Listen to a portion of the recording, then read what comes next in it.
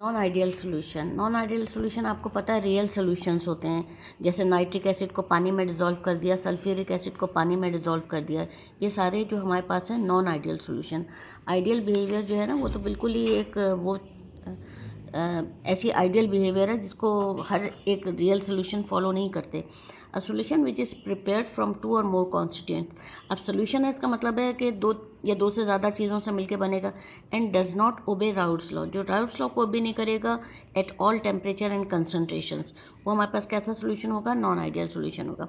फिर non ideal solution में कुछ प्रॉपर्टीज़ होती हैं जो कि हमें याद रखनी है। आप इसको पैराग्राफ के फॉर्म में भी लिख सकती हैं और नंबर डाल के भी लिख सकती हैं। A non-ideal solution is defined as one in which the activity of each component is not equal to its mole fraction.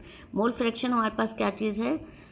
Concentration की यूनिट। अगर हमारे पास एक कंपोनेंट ए है, जैसे नाइट्रिक एसिड है और ये वाटर है, तो ए की जो एक्टिविटी है वो उसकी कंसनट्रेशन के इक्वल नहीं होगी, यानी कंसनट्रेशन पर डिपेंड नहीं कर रही है। बी की एक्टिविटीज़ पर कंसनट्रेशन पर डिपेंड नहीं कर रही। अगर ए के पार्टिकल्स बहुत सारे हैं तो मोल फ्रैक्शन भी उसका ज़्यादा होगा, यहाँ पे इक्वल नहीं है। Non ideal solution does not obey Raoult's law, ये तो हमने पहले भी पढ़ लिया। अब राउल्ट्स लॉ में क्या है? प्रेशर जो है वो उनके प्योर सॉल्वेंट के प्रेशर और उसके मोल फ्रैक्शन के बराबर है। इसी तरह प्योर जो हमारे पास दूसरा लिक्विड है उसके वेपर प्रेशर, प्योर सॉल्वेंट के वेपर प्रेशर और उसका मोल फ्रैक्शन, यहाँ बी आएगा। ये जो है ना, यहाँ पे बी है, ठीक है। अच्छा, उसके बाद हमारे पास ये पॉइंट्स के फॉर्म में याद करना, अगर चलते फिरते भी याद करेंगे याद हो जाएगा।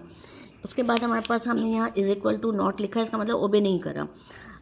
In non-ideal solution, the vapor pressure of each component may be greater than the vapor pressure of pure component. Pure component का जो vapor pressure होता है वो ideal solution आइडियल होता है, ठीक है। अब आइडियल से या तो ज़्यादा आएगा या कम आएगा, ग्रेटर या लेसर आएगा, ठीक है। तो ऐसा सोल्यूशन क्या कहलाएगा? Non ideal solution. या तो उसका पॉजिटिव डेविएशन होगा तो ज़्यादा वेपर्स बनेंगे, या कम वेपर्स बनेंगे तो वो हमारे पास नेगेटिव डेविएशन होगा। तो इसका मतलब है कि हमें ये पता चल गया कि नॉन आइडियल सोल्यूशन जो है वो आइडियल बिहेवियर से नेगेटिव और पॉजिटिव दोनों डेविएशन दे सकता है। यहीं पे ये 2 पॉइंट आप लिख सकती हैं। In non ideal solution there is no change in volume takes place when they mix together. अब होता तो ये है कि हम कोई 2 सॉल्यूशंस को मिक्स करेंगे तो वॉल्यूम थोड़ा सा बढ़ जाता है, लेकिन यहाँ पे नॉन आइडियल सोल्यूशन में ये ज़रूरी नहीं है कि वॉल्यूम बिल्कुल ना बढ़े।